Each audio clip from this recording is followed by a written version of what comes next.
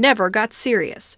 Schumer insists a straight extension is the way to address the approaching cliff. If Republicans block our bill, there's no do-over. Premiums go up January 1st, period, and the premiums are like a hammer blow to the American people. Some Republicans support a 1 or 2 year extension, with some reforms like income caps to limit who is eligible for the tax credits. Senate Majority Leader John Thune said a 3-year extension shows Democrats are not serious. The Senate will vote next week, but the Democratic plan is not expected to advance. It's unclear if Republicans will propose their own alternative. Deirdre Walsh, NPR News, the Capitol. The Trump administration is reducing the validity of work permits for some immigrants. NPR's Sergio Martinez Beltran reports now these permits will only be valid for 18 months. Work permits have been valid for 5 years, so this is a significant change. It applies to immigrants who have been admitted as refugees, have been granted asylum, or have been granted or have a pending withholding of deportation or removal. USCIS Director Joseph Edlow says the changes to the validity of work permits, quote, will ensure that those seeking to work in the United States do not threaten public safety or promote harmful anti-American ideologies. The announcement comes in response to the shooting of 2 National Guard members last week in Washington, D.C. One of them died. The alleged shooter is an Afghan national who was granted asylum in April. Sergio Martinez Beltran, NPR News, Austin. You're listening to NPR News from Washington. Good morning. You're listening to WJCT News 89.9 in Jacksonville. I'm Stephen Ponson. It's 9:04. The annual report on the health of the St. Johns River released this week says that more pharmaceuticals are leaching into the waterway. The 2025 State of the River report on the lower St. Johns River Basin shows mixed results of its ecological health, saying issues persist with fecal bacteria, rising phosphorus levels from fertilizer, and other contaminants. Gretchen Billmeyer-Frazier with Jacksonville University says the detection of pharmaceuticals and sunscreen products in the river is very concerning. They are not naturally occurring. None of these are naturally occurring products. And we've started to detect them, and for several of them, like ibuprofen shown in the top middle graph, you can see there's an upward trend where these concentrations are increasing. Frazier says the synthetic chemicals in the river are likely affecting aquatic life long term. The annual report is funded by the city of Jacksonville and produced by scientists from the University of North Florida, Jacksonville University, and Penn State Berks College in Pennsylvania. The AFC South lead is at stake this weekend as the Jaguars take on the Indianapolis Colts Sunday at Everbank Stadium. The Jags are looking to hold on to the division lead and put some distance between them and the rest of the field in the race for the division crown. Meanwhile, the Colts are looking to break a 10-game losing streak in the River City. The last time they won in Jacksonville was back in 2014. Kickoff Sunday is set for 1 p.m. This hour, temperatures in the lower 60s with cloudy conditions in Jacksonville.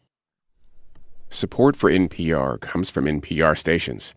Other contributors include Focus Features, presenting Hamnet, directed by Chloe Zhao, starring Jesse Buckley and Paul Mescal, now playing in theaters everywhere, and the listeners who support this NPR station.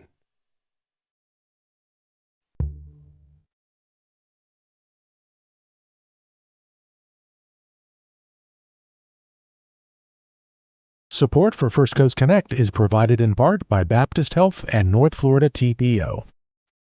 Opinions expressed on the First Coast Connect Week in Review are those of our panelists and do not reflect the views of WJCT News 89.9. Good morning, I'm Ann Schindler, and it's Friday, which means it's time for our First Coast Week in Review here on First Coast Connect. Among our topics today, public pressure grows on the city's former council finance chair after reporting on issues around his own finances. Duval's superintendent is no longer citing a $100 million deficit just 1 year after it prompted school closures.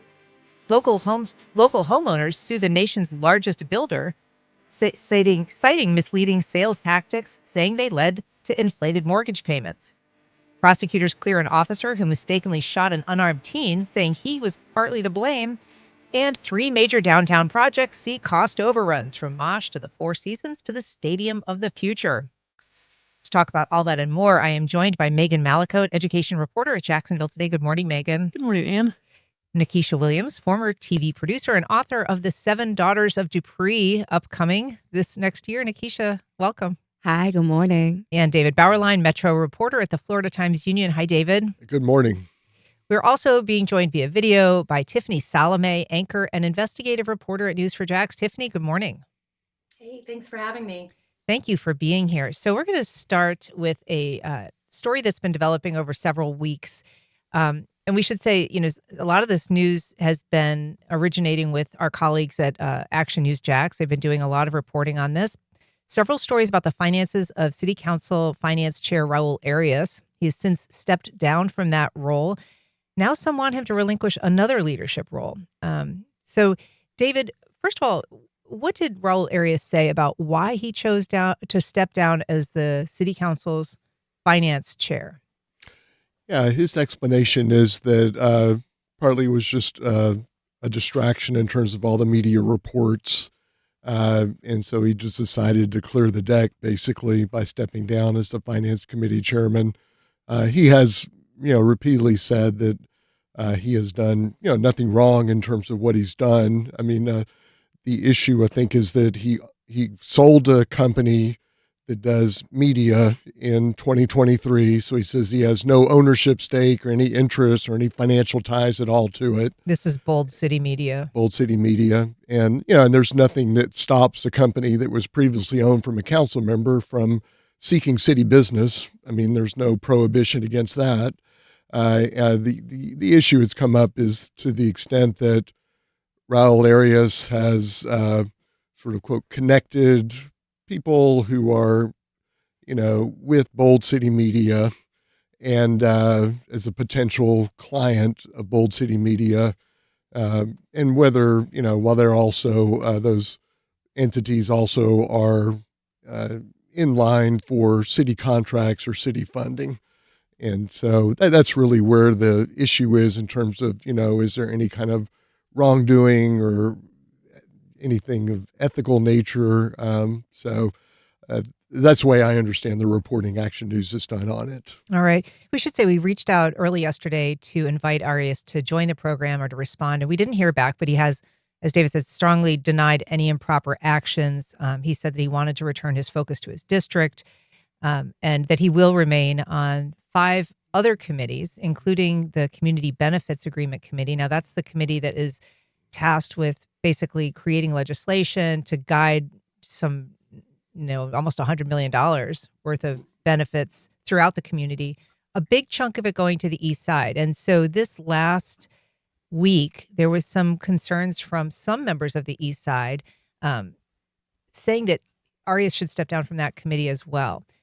There was a interview with the vice president of the Together Eastside Coalition Incorporated, Latavia Harris. She talked to our partners at News4Jax. Let's listen to what she had to say. We think that it's imperative for him to step down is because those are some of the things that I said in the beginning, that we didn't want to have these type of issues. And the fact that he's no longer chair to the mayor, city council's finances, we don't need him sitting as chair to ours. Now, it's important to note there is within the Eastside community, Nikisha, kind of a developing rift between the group that Ms. Harris is associated with, which is this incorporated Eastside Coalition, and this unincorporated group, which in many ways kind of has been around a little bit longer, has been organized a little bit longer, and has been pretty active in advocating for the Eastside.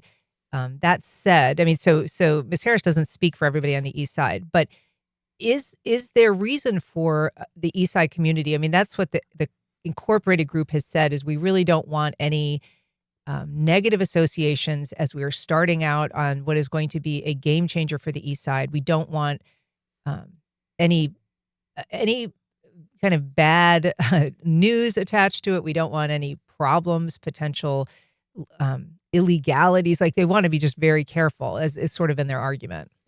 I got an email about this late last night. Acknowledging the rift between the Together Eastside Coalition Incorporated, which was formed within the last year or so, and then the unincorporated group, which has been working in the community for a number of years, that started with pastors and ministers and community stewards and business owners that are in the area, as well as the organization Lift Jacks. With all of that said, and noting the rift, one thing that the unincorporated group wants it to be clear is that one person doesn't speak for everybody in the East Side. There's also some ruffled feathers because some people in the incorporated group don't actually reside on the East Side. So I'm going to go to the residents who actually live out east. What do they want? And I think whoever, no matter the rift between the two groups, that's something that needs to be settled. But what do people who actually live and work and raise children and own businesses and are committed to investing in their own community, what do they want? Well, so do they support Arias? Are they are they troubled by his association chairing the special committee on the community benefits agreement? I haven't heard that they're troubled by Arias or that or his stewardship of the community benefits agreement. I think their biggest concern is that they do not want corporate stakeholders, even those who are backed or have some connection to city council, coming in and dictating to the members of the East Side who actually live and reside there what they are going to do. The people of the East Side want a seat at the table. Now, who's leading that table? It should not be Councilman Arias or Joe Carlucci or whoever else is appointed. It should be members of the East Side, and I think that is their point. Yeah, and David, that is what is going forward now. I believe that this week's meeting of the special committee, one thing that was interesting was it was the second meeting of the CBA committee where they didn't take public comment. And there were a lot of people queued up with speaker cards who were not allowed to speak. So that was kind of one issue. But the committee has sort of now made its recommendation to the city council, the special committee, about how this oversight group should be formed. And it's my understanding that it aligns with sort of the older group, the non-incorporated group of the East Side, what they wanted, the model. Yeah, first of all, as I understand it, the request or demand, whatever you want to phrase it, for Raul Arias to step down as chairman of the Community Benefits Agreement came a few days before the meeting that happened on Wednesday, and that was the last meeting. The committee is over. I think they called it Community Benefits 2.0 because the successor to the first Community Benefits Agreement. So they have now handed off their legislation to City Council. And there'll be a nonprofit, as I understand, set up. So he's no longer chairman of the Community Benefits Agreement Committee because there is no CBA committee anymore. What about his decision to step down as finance chair? How significant of a development is that for someone? That is a natural launching point for council presidency. It's a very powerful position. To relinquish that mid-term, does that tell us anything about his political future?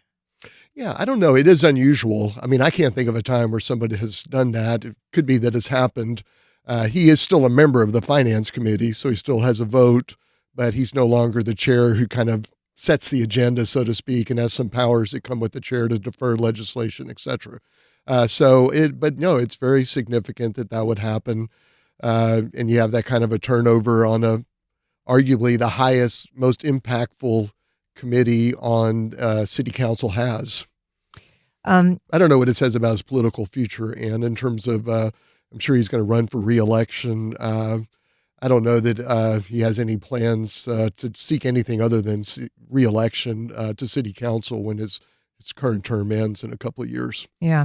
Well, we will keep an eye on that issue, and obviously we'll be continuing to watch both the development of the community benefits agreement and the rift on the East Side. We did also, Nikisha, get a number of emails last night that were sort of addressing, who should be driving that conversation and who sort of has the longevity, who resides in the community. That's going to continue to be an issue. We should say we have invited both sides on to discuss this issue, and we were in fact scheduled to have a discussion with both sides. The original non-incorporated group hasn't yet been able to schedule it. They kind of had to reschedule, and so we're still waiting on that. But obviously, that's something that we're very interested in and hope to get to. If you're just joining us, we're talking to our panel of journalists about the week's headlines. You can join the conversation on air by calling 904-549-2937, or you can go to firstcoastconnect.org, where you can find all the ways to connect with us easily. I want to move on now to an issue that you've been covering, Tiffany Salome. I'm going to bring you in via video here. This has to do with Florida home owners who have now filed a class action suit against the nation's largest home builder, D.R. Horton. Tell us what they are alleging. Why are they suing? Yeah, so new construction typically in Florida is just all around a more affordable option for people when it comes to getting their monthly payments down. And essentially, what this lawsuit alleges is that D.R. Horton was engaged in some type of monthly payment suppression scheme. What that means is that the property taxes weren't properly included in these homeowner estimates as far as monthly payments go. So what we started hearing from our local community, I mean, dozens of people just constantly emailing us once we started reporting on this issue. Oh, this happened to me.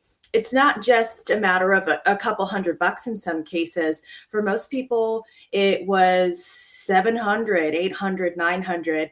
And like the most severe case I heard was almost $1,300 a month that their mortgages went up all of a sudden. And they were seemingly blindsided with this, hence a now class action lawsuit. And attorneys from the National Consumer Law Center are actually leading this lawsuit. And it is based in Florida. So what's important to understand from the many experts I talked to in researching this subject is that the mortgage lending arm attached to D.R. Horton was also involved in this. And many of these homeowners report that just months or sometimes even weeks after signing the papers for their dream homes, their mortgages were sold to a different service provider. And that's when the red flags started popping up. The new service provider is actually the one that said, hey, wait a second, your escrow is negative and you're going to need to pay a lot more money a month to make up for that shortfall.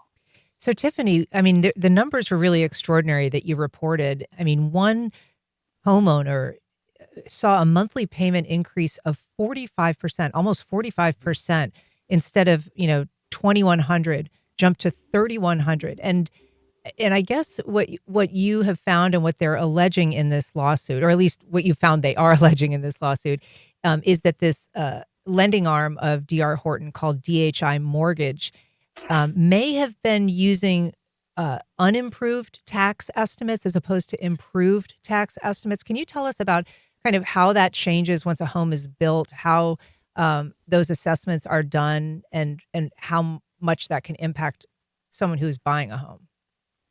Absolutely. So when you buy a new construction home, typically the taxes are assessed on a vacant piece of land because no construction has happened there. There's not a home there yet. So by the time the home comes up, it's not until January of next year that the taxes are reassessed. And that's when you'll see a jump from, let's say, about $20,000 to $30,000 to all of a sudden $400,000 you should be paying taxes on. Now, when they are calculating these mortgage payments for homeowners who are buying these D.R. Horton homes, it seems like there was a missing piece somewhere. Now, whether it was done intentionally or not is under investigation. And I should note that DHI Mortgage and D.R. Horton both deny these claims. And they say that this was not done intentionally. But lawyers seem to think they have a case proving otherwise. So it's very important when you're buying a new construction home to ask those questions. And you can estimate this yourself by going to the Duval County Property Appraiser's website. It's just a matter of protecting yourself and not being blindsided when these payments happen, or when these payments are reassessed after a year, rather. And you might not know what your home's value is going to be in a year's time, but you can estimate it by looking at other neighborhoods around you and comparing similar homes. That's really good advice, Tiffany, and I'm glad that you mentioned that.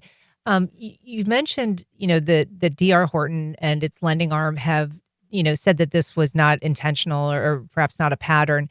The people who are suing, you've reported, are doing so saying that they want relief and they want changes to the company's sales practices under something that could be done under the RICO Act. But currently, this is not a criminal case. This is a civil lawsuit. Do we know if there's any investigation happening? Is anybody looking into this from a criminal standpoint? Right. I'm not sure of that. It's a great question, Anne. And what we know from attorneys at the National Consumer Law Center leading this lawsuit is that we're still in the very early stages and the lawsuit still needs to be certified. So I do get a lot of questions from people saying, hey, this happened to me. I want to join in on this lawsuit. We are not there yet. And typically with class actions, if you are eligible to join and receive monetary relief, that does happen automatically. And you'll receive some piece of mail or maybe an email telling you how to join. And obviously there's a lot of people out there, it seems like, that want to get their piece of the pie, but we're just still in the very, very early stages. I will say it's just so alarming how many people have reached out with the same stories. I mean, these are veterans in our communities, teachers, first-time home buyers who essentially are having to forfeit their dream homes or even go into foreclosure because of this problem.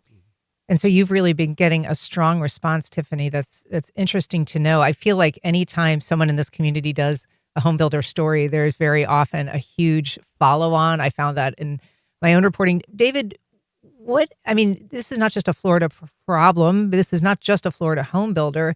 And so, but it is something that, in this market, in this time, could be particularly destabilizing to people who are making life-changing, life-altering housing choices. Right. Yeah. For a while, the whole issue was during the housing bust was, people got mortgages that looked really affordable and then they weren't, and then they were upside down on them. In this case, it's not necessarily the mortgage itself or the rate for the loan. So it's just there's these other costs that evidently are not factored in when they get the bottom line of, can you afford this amount? And if I could just add one thing too, it's also a good thing to look at if you're buying an existing home. Sometimes people will look at the current property taxes paid on a home and think, oh, I can afford that. But really, like, I've lived in the home we own since the late 90s. So because of the Save Our Homes Amendment, it has really kept a lid on what the property taxes are. And as soon as the home is sold, all those savings disappear, and then you're paying your property taxes at the full value of that home. So sometimes I hear people kind of get blindsided by that as well. Sure. They assume whatever the property taxes are for the current homeowners, what I'll be paying. It doesn't work that way. You can really get caught off guard with that as well. So, people should really research the property taxes and understand, what am I actually going to be paying for this home when I move into it. Sure, those taxes can really bite you. I was actually talking to a gentleman the other day who inherited a home from his mom. She was paying $2,000 a year, Nikisha, and after he got it, it went immediately to $14,000 a year in taxes. And that's one of the things I think the company's taking advantage of a new home buyer's ignorance. And it's very reminiscent of the subprime mortgage crisis, which not only tanked the American economy, it tanked the global economy, right? And so D.R. Horton is not a builder that is just in Florida. It's nationwide. So, how many new home buyers are looking at these rates and are looking at the mortgage payment, but not looking at the property taxes or the property insurance, which both are supposed to go into escrow. And then your mortgage servicer is then supposed to pay your property taxes and insurance out of that escrow amount. If they're depressing that value or not including it in the full breakdown of your mortgage, now your mortgage is sold to another servicer. And then they're like, well, wait, what is this? Yeah. This company was eating these costs, we don't do this, and now you owe us all this money. It's very easy for your mortgage payment to jump hundreds to thousands of dollars, and it takes a new home buyer by surprise because they may not even know what escrow is. I had to refinance my house in my divorce, so technically I was a first-time home buyer, even though I had been in that home since 2013, and because something went wonky with the insurance, my mortgage payment went up about $1,000 for a year before I could be able to get to renegotiate for a lower insurance payment. So taking advantage of new home buyers' ignorance, depressing the value because you're selling more homes that way, and that makes you more profit on the front end for D.R. Horton and DHI Mortgage, and then blaming the consumer for their ignorance or for the lack of payment, and then they're being punished for it. I mean, it's a perfect storm of financial problems that then may take that home buyer years to dig themselves out of, especially if they have a foreclosure on their credit report. Yeah. If you're just joining us, we are talking about the week's news with our panel of journalists. You're welcome to join our conversation. We have a call from Suzanne on the Eastside. Good morning, Suzanne. Go ahead. Good morning. This is Suzanne Pickett with Historic Eastside CDC. How are you guys? Hi, Suzanne. This morning. Great. Hi. I just want to thank you for the conversation. And Akeisha, thank you for the comment that what's important is that the residents make these decisions. Our organization is celebrating 10 years of work in the Eastside next year, and I've been a part of this process for about 2.5 years of getting us to this point with the community benefits agreements. Our goal is to really get it executed and get these dollars into the community, as it is important with all the development that's happening in the stadium and around us to preserve and protect the heritage and the Eastside. And so thank you for that. Yeah, Susanna, we should say that you are with sort of the unincorporated group, which is the longer standing group, and which Nikisha was saying is sort of more perhaps dug into the community. And I will ask you, because I asked her, what is the level of support for Raul Arias? I mean, did that matter before the work of this special committee was concluded this week? Well, I concur about the comment that, that the process for the committee has been completed, and our goal is to just to move forward with it. Okay. Gotcha. Well, thank you so much for your comments. We also have a call from Jason in San Marco. Good morning, Jason. Go ahead. Good morning, and thank you. I just wanted to say that the homestead exemption is really important, and if you're buying a piece of residential real estate and the broker or the agent or the closing attorney or the closing assistant doesn't specifically mention it and discuss it with you, then while that is maybe not a borderline fraud, it's very unethical. I am a realtor. My broker requires that when we sell or purchase residential real estate, we have a disclosure that discusses the homestead exemption in detail, and we have to get that signed by our customer. If you're working with a broker and they're not talking to you about that before the closing, you should find another agent or another broker. Thank you for taking my call. Thanks so much, Jason.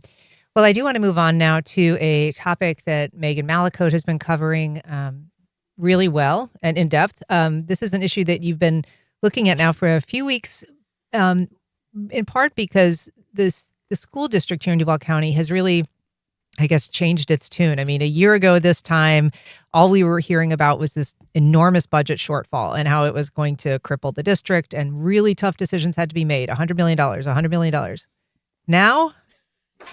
Now we don't hear much about the $100 million. I don't think that the district would say that they have plenty of cash and, all the financial issues are fixed. That's not the case. But the talking point certainly switched from needing to close schools because of this, what the superintendent termed was a $100 million debt that couldn't go away without some drastic changes, to needing to close schools because it's inefficient to operate them at 700 or fewer students. And so school closures remain top of mind for the district, but they're now saying that their budget is balanced? Yes, they are. In a recent meeting where the CFO presented some figures to the board, the superintendent then also said that, they've changed some accounting practices so that when they bring a budget and show the numbers, they bring a truly balanced budget. This year's budget is balanced. And the risk for state takeover, which was another big talking point at the time, that if the district didn't get its finances under control, the state would come in and do it for them. Doesn't seem to be an issue at the moment, that they're well within the boundaries for continuing to manage their own finances. And so I'm going to ask you, I mean, first of all, do we have a clear idea of, the school closures saved us a few $1 million, but nowhere near $100 million. That's right. It was nowhere near $100 million. There were 3 schools that closed and consolidated with another school and actually closed at the end of the school year last summer. And together that figure saved, I think the estimate was approximately $3 million together. But the district also then presented some numbers recently to the school board. So since 2020, there have been 13 schools that closed since the summer of 2020. And those 13 schools that have closed collectively have saved, over the course of this last 5-6 years, $22 million. But the tricky part with closing schools and then looking for the savings is that the students at those schools who are supposed to then go to the consolidated schools, they don't always go. Sometimes they leave the district. And so the district is estimating a loss of about 15% of its students. Per school. Right. And so anytime a school closes, a lot of them don't then continue on to the consolidated school, but about 15% on average actually leave the district entirely. And so the idea that closing a school could save money is somewhat undercut by the fact that they're not going to get the same amount of money for those students because there aren't the same amount of students. That's exactly right. So the state funding comes per student that you have enrolled. And so in the case of those 13 schools that have closed since 2020 with the $22 million savings, about 2/3 of that also left with the 15% of students that left. And so the total savings figure is less than $8 million over the last 5 years. Out of 13 schools. And Right. so, big picture, Megan, first of all, what are school board members saying about this? I mean, they made some really tough decisions. They asked for a lot of community buy-in. They held a lot of community meetings. There was a lot of heartache over these choices. Do school board members feel satisfied with the answers that they're getting from administration about kind of what's happening here with this $100 million?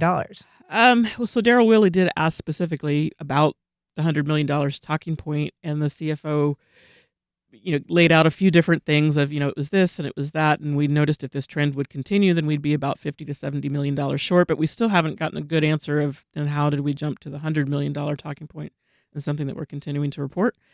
But you don't feel like you've gotten necessarily an answer to how we resolved a $100 million deficit in a year. No, because if you look at all the different changes that they've made, and there's been a few, it's been like closing those schools, switching to a 7-period day from an 8-period day for a lot of the secondary schools, things along those lines. The reported savings is nowhere near $100 million.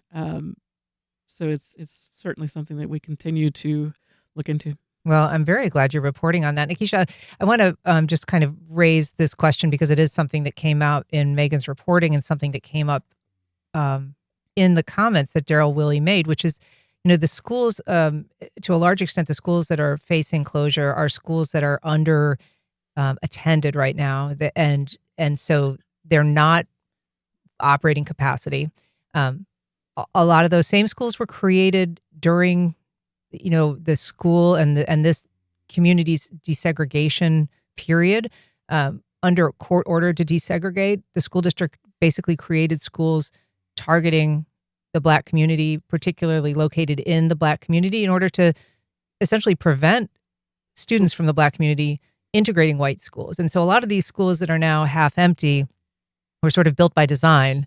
And so he raised that. I guess I just ask your thoughts on that.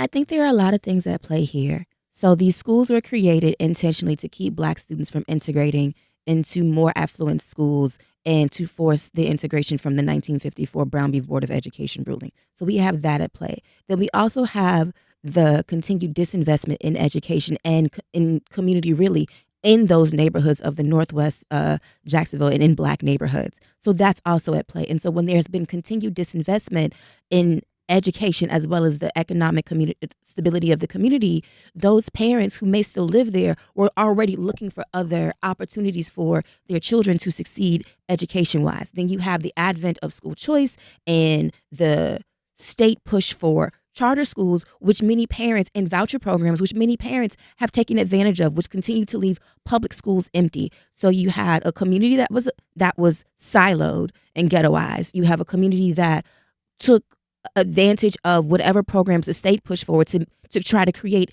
equal benefits for their children. And then now you have this problem of low enrollment. And it's like, well, what do you want the community to do? Because they didn't create this problem. If we go back, 5 years ago when it was Superintendent Dr. Diana Green, and she was pushing for the half-cent sales tax, first in 2019, that finally got passed in 2020 to do the school improvement plan. A lot of the schools that she was trying to improve were in these very same neighborhoods that had been strategically disenfranchised and redlined and disinvested from to try to bolster their enrollment by not only beautifying the schools, but contributing economically to that area through education. And then now, when that superintendent was pushed out, Dr. Bernier came in, who always had the patina of, racial undertones against him. everybody was looking at him like he's not going to be for the community. And now we see, 1-2 years into his tenure, he has not been for the Black community. When we were first talking about school closures last year, the majority of the schools on that list were in Black and brown neighborhoods. And the number was, well, we have to close these schools. It's going to be $100 million if we don't close these schools. The math ain't mathing, and something in the water ain't clean. That's just what it is. And so you can't help but look at, you're continuing to harm the very communities whose children need the most help, not just from an educational standpoint, but from an economic investment standpoint. And you refuse to do it, and you say, oh, well, now the budget is balanced and we're still going to close these schools and we're going to have to consolidate. But let it be that those children now have to be bused somewhere else. I bet you're going to see a lot of backlash from other parents. Got a call from Tom on the West Side. Good morning, Tom. Go ahead. Yes. Good morning to you, too. Two things. One, this seems eerily similar to the JEA sale, where the JEA was supposedly in a death spiral, and then suddenly it wasn't. Here we have a deficit, and, they got the school board building sold, and, suddenly no deficit. Also, let me pick up on Nikisha's point, because I live in a mixed community, and there are 2 elementary schools within blocks of my house. No one's talking about closing them, so I totally agree with what she's saying. Thanks, Tom. Appreciate your call. David Bauerlein, this is, regardless of what the deficit is or is not, schools continue to face a real challenge in terms of funding. The state has changed a lot of the formulas. The half-cent sales tax that Nikisha referenced did eventually pass, but only after the state changed the rules so that now half that money for what is collected must be divided with charter schools who may not have anywhere near the sort of infrastructure costs that these older schools do. And so it is putting the school district at a somewhat disadvantage in the age of the traditional public school district in somewhat of a disadvantage. And that probably isn't going to change anytime soon. Yeah, it doesn't seem to. I'm picking up what Nikisha said. I know that was one of the arguments that the schools made at the time they got the half-cent sales tax was, first of all, it's a countywide program, but the bulk of the funding, the largest share of funding, is going towards Northwest Jacksonville schools that were older, most outdated, most needed either massive improvements or replacement with new schools. I think part of the problem they've had is the estimates for what it would cost to build these schools. It turned out it's going to cost a lot more to build them. And so they've had to pay more, say, to build the high schools and middle schools there. They have opened some new schools there. I'm not aware that the school board has shifted or dropped schools from that plan, but if they have, then that would obviously be backtracking from what voters were promised. And that was the argument that, look, we've lost students, but when they see that their neighborhood school is the 21st century school with all those trappings, they're going to come back to the schools. I don't know if that's happened yet, but it made sense. It would make sense that would happen. I don't know that it has. But I mean, that's the if you build it, they will come mentality. But when you close schools, you don't invest in the ones that are there, and then you see a new Duval charter going up or a new River City Science Academy going up near you, then it's like, well, that's a brand new school right there. It must be just as good. So now not only do you see better elsewhere that might be close to your community or worth the commute, you're also going to take that student out of the public education system, then which contributes to the deficit. Right. That's where that 15% of students leaving comes from. And I should mention too that some of the budget has been aided by some one-time COVID funding, but it's unclear the extent to which that's actually helping here. And the COVID funding has expired. Now it's not coming in the future. I want to take a call from John on the South Side. Good morning, John. Go ahead. Hi, good morning. Thank you. Thank you for this conversation each and every week. I wanted to push back against the suggestion that the school board's decisions are based on, I guess, some racism. There were some comments made about people of color being sequestered in certain areas of town. Well, I think that's somewhat by choice. I live in the South Side. I'm white. I have neighbors that are African American on both sides of me, and Afghans across the street. And but we don't consider it a white neighborhood or an Afghan or a black neighborhood.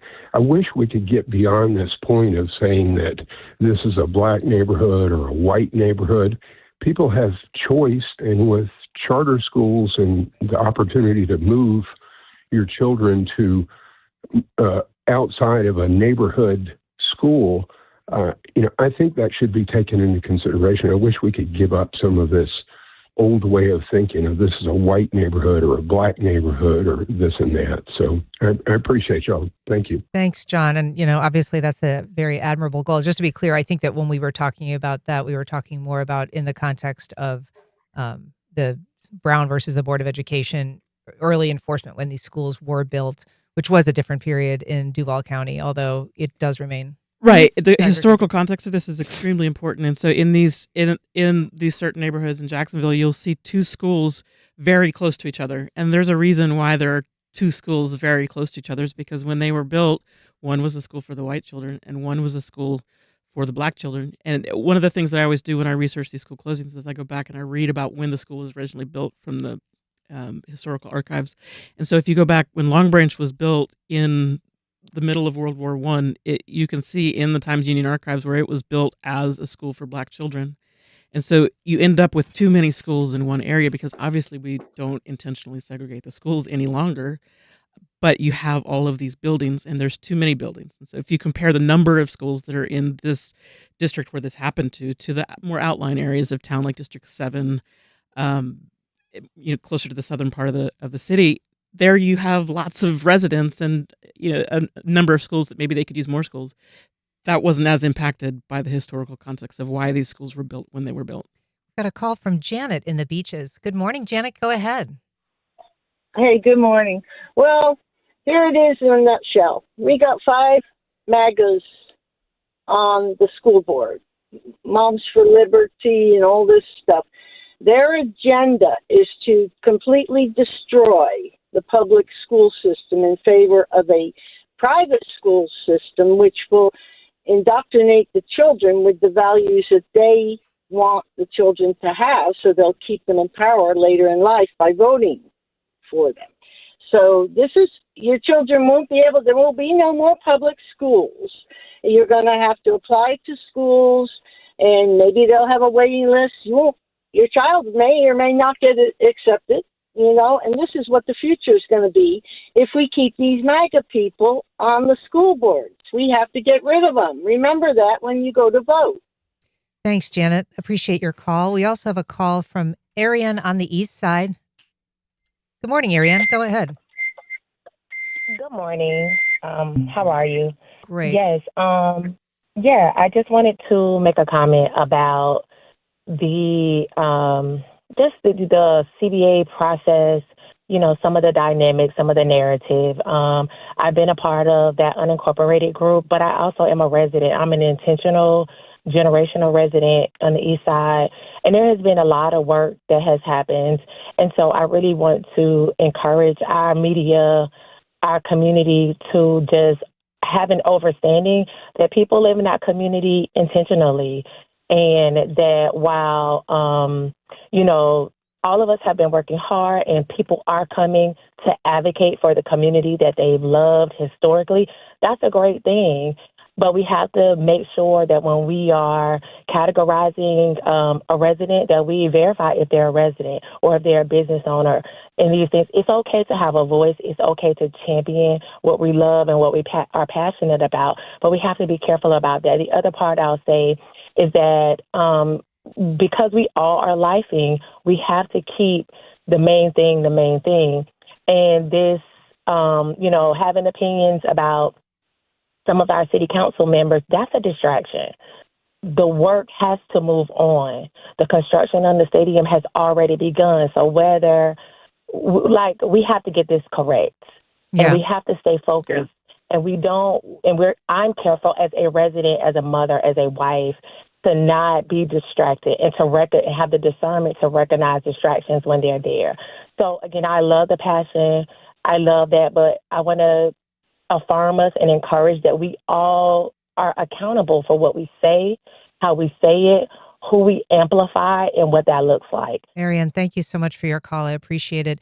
I do want to move on to touch on just resolution this week in terms of a state attorney's office investigation into a police shooting. It was the 15th police shooting this year. The 10th, it's the 15th police shooting this year. It involved a 14-year-old teen who was shot basically while running from police.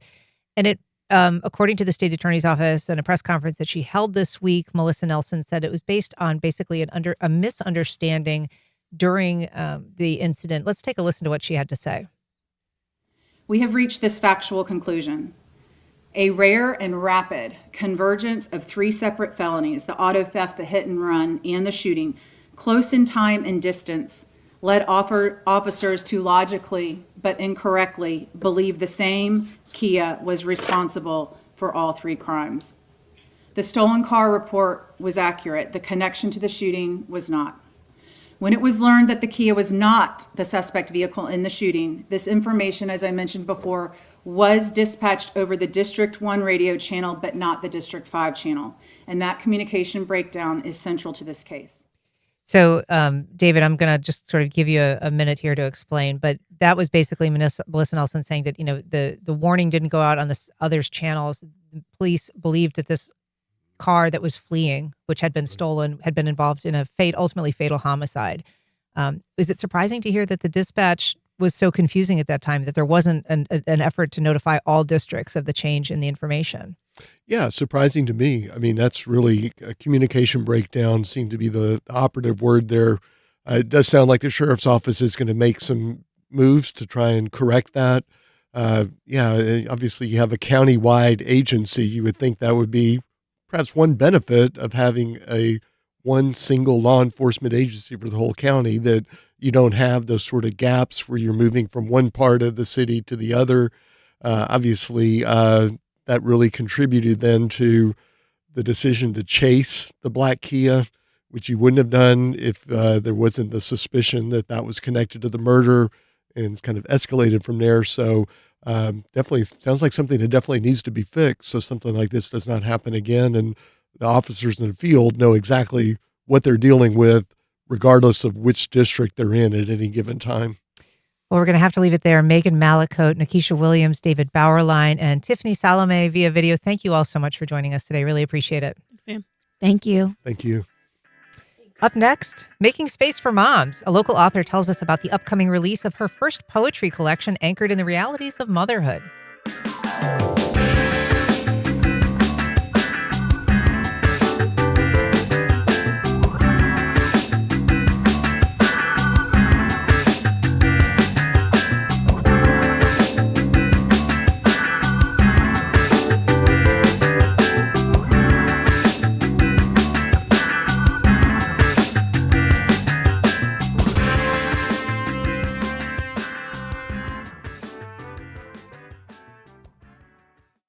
Terrell Hogan Law. I'm Wayne Hogan. Accidents can happen when you least expect it. For decades, our attorneys have dug out the facts to help juries decide who's at fault. More at TerrellHoganLaw.com. News that travels with you. From the kitchen to the carpool, WJCT News 89.9 keeps Jacksonville connected with clear, reliable reporting from NPR and our local newsroom. That's why we're #1 in the morning drive. It's Shabbos, baby. And things are about to get wild. Film at WJCT Studios presents Bad Shabbos, a fast-paced, laugh-out-loud comedy in which a simple family dinner spirals into absolute chaos. An accidental death, or is it murder, throws 2 families, 2 faiths, and 1 very nervous couple into a whirlwind of secrets, slapstick, and non-stop surprises. Doors open at 6:30, film starts at 7 on Tuesday, December 9th. Get your tickets now at wjct.org/film. On the next Florida Roundup, lines on a map. Lawmakers meet this week for the first time talking about redrawing congressional districts. This is usually a once-every-decade exercise, but the White House has pushed Republican states to revisit congressional boundaries before next year's midterm elections. Who should be counted for representation in Congress in Florida? Everyone or only U.S. citizens? Email us radio@thefloridaroundup.org. I'm Tom Hudson. Then join us Friday, noon until 1.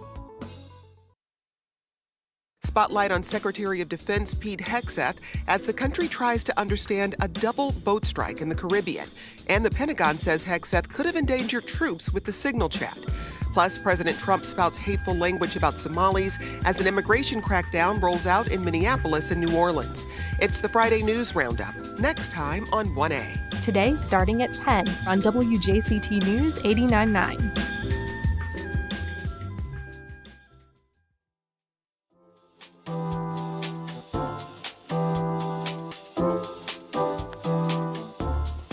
Welcome back. Well, I am joined now by a Jacksonville poet who is celebrating the soon-to-come release of her first full-length book of poetry. She's also going to be doing a reading at the Links in Gainesville. Here to tell us about it is Nicole Zwolinski. She is also a featured writer at the local author festival, which is tomorrow. Is that right? Yes. Okay. Yeah. Terrific. Yeah. That I have the Links information here. So it's the Links Local Author Festival tomorrow, December 6th, from 10 to 3 p.m. And they are located downtown Gainesville on Main Street. And that, of course, is Lauren Groff's bookstore, Yes. which we've spoken to her before on this program, and she is an extraordinary author and really has a mission with the Links of trying to nurture and encourage local writers, local authors, and also just has a pretty strong stance on book availability and pushing back on book bans. And so she's been, a voice for the literary community here in Florida. Tell us a little bit about what you're going to be doing there at the festival. I am so thrilled to be a part of it. I first read one of Lauren's books it was her first book in 2008 when I lived in Minneapolis, and we had a little book club. And so it's so surreal to know that I'm going to be there at her bookstore and be a featured local author. So there's going to be 24 local authors who will be having tables outside of the bookstore, and we'll be selling our books, and there's going to be an open mic. So I'll have 15 minutes where I will be talking about my upcoming book. I have a couple chapbooks available, and I'm going to read some poetry and just really talk about Motherhead, my new book that's coming up. And tell us about Motherhead. First of all, what are the roots of that name, Motherhead? Where does that come from? I love this. This is my favorite part. So, when you are pregnant, you tend to get some brain fog afterwards, and you can't remember words. And then then sliding into perimenopause, you kind of experience that same thing. So it was a mashup of mom brain and brain fog, and out came Motherhead. And so that's one of the poems in the book is about that.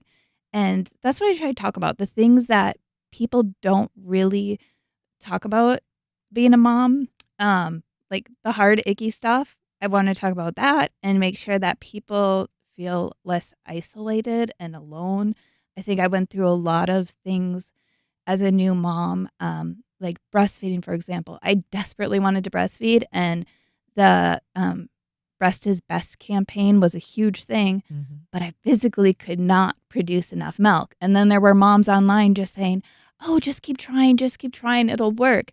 It doesn't work like that. Sometimes your body doesn't produce, and you do need to supplement. And there are so many restrictions about being able to even do that, even if you can produce enough milk. And there's so many emotions and pressures around that it really can feel overwhelming for a new mom, right? Yes. And I think that there's so many different components of motherhood that we don't talk about, and we gloss over and make it seem all joyful and pretty and lovely. And while it is that, it also can be extremely overwhelming. And so you have also created a Substack where you encourage people to kind of submit stories, thoughts, concerns, questions even that they have about this period of life. And it's more active on Instagram right now. So I do have a Substack too, but the Instagram is a little bit more an easier way to relay that. So I have images of stories or advice people have submitted of what they experienced, and then they are able to have their name attributed to it, or it can be anonymous, and then I label it Anonymom because we're all moms here, and it's nice to kind of throw what we're going through out there. And I've had a lot of feedback from women who are like, "Oh my gosh, thank you so much. This one of the posts was pregnancy was not enjoyable for me, and some people love being pregnant. And this woman felt very seen, and she felt this pressure to have this beautiful, lovely pregnancy.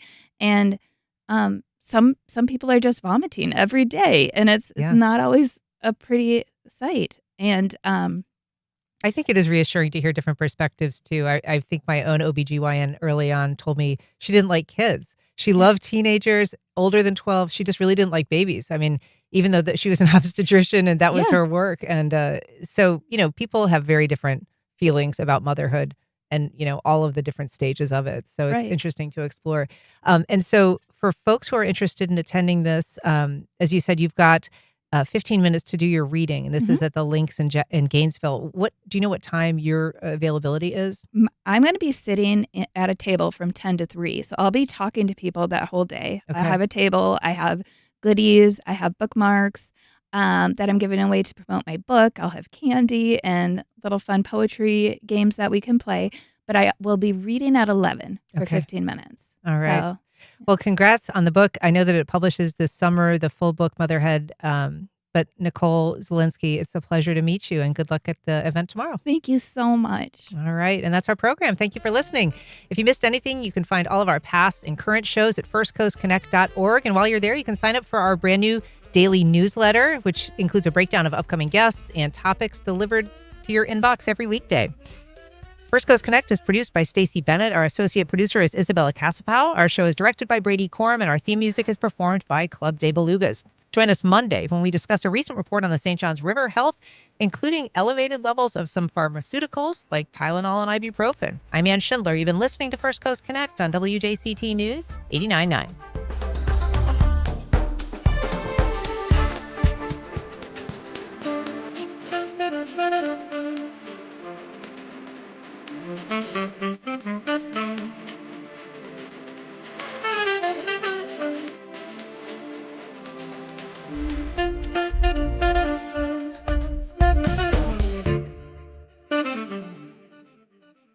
Support for First Coast Connect is provided by Baptist Health and the North Florida TPO. The North Florida TPO is committed to shaping our transportation future. We're focused on planning, funding, clean fuels, and new technologies for a vibrant, connected community. Learn more at northfloridatpo.com. Baptist Health is a proud supporter of First Coast Connect. Baptist Health, committed to building a healthier community for all of us. More info at 202-4YOU or baptistjacks.com. Congaree & Penn, dedicated to agriculture and culinary endeavors, offering field-to-fork dining and outdoor experiences on over 300 acres. Sip, dine, explore. Information at congareeandpenn.com. This is WJCT News 89.9 Jacksonville. Up next, national and local news from NPR and the WJCT News team.